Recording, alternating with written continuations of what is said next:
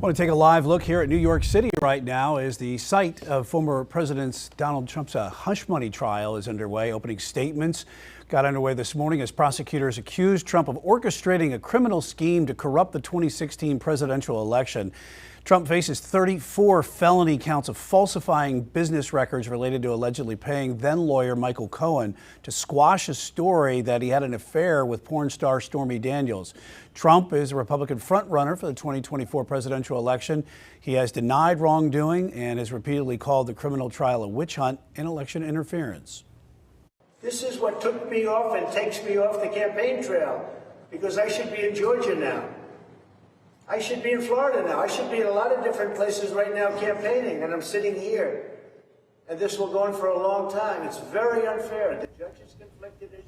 All right, so we want to bring in Chief Legal Analyst Khalif Rhodes, and we've wrapped up opening statements, and we heard a little bit of first testimony. What stood out to you today? A number of things. I mean, if you were thinking about setting up the perfect, idea for this would be it. You got the former president, you have a former adult star, you have a National Enquirer tabloid guy, and so there's a number of key players that are happening here. So it's a lot to stand out. I just wish that we can see. So that's the first part that stands out. That obviously there will be no video or no audio, so everything's coming out like, we went back into the 20s. And so that's the part that stands out, is that you're trying to get as much information as you can and rely on what you hear from other people in the courtroom. The president's been falling asleep a number of times because this is a hearing and you can do that. And once the prosecutor called him a liar, he did wake up. So that was maybe the first thing that poked my head in terms of, okay, that was something interesting. But most of the things that happened today were kind of right on point to what I was anticipating. I'm glad, Brian, that you mentioned that it was opening statement, not opening argument. I've heard a lot of people say that today, and that's kind of misleading. You don't make an argument in the opening. You make a statement. You state what the law will say.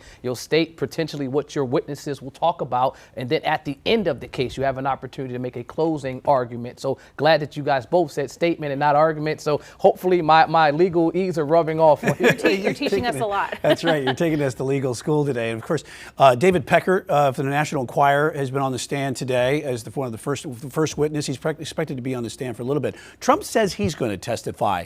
Is that a possibility?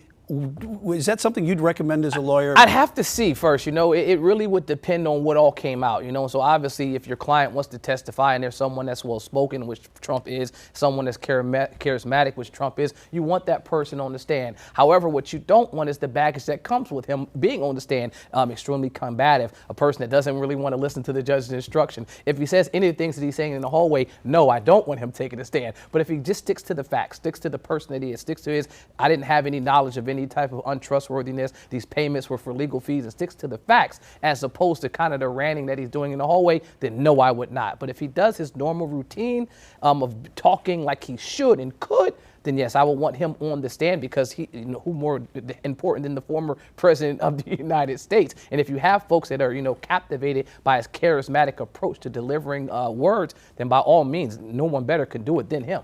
All right, well, we will see if he will take the stand. Again, just opening statements today, and so we've got more testimony to go. Khalif, thank you.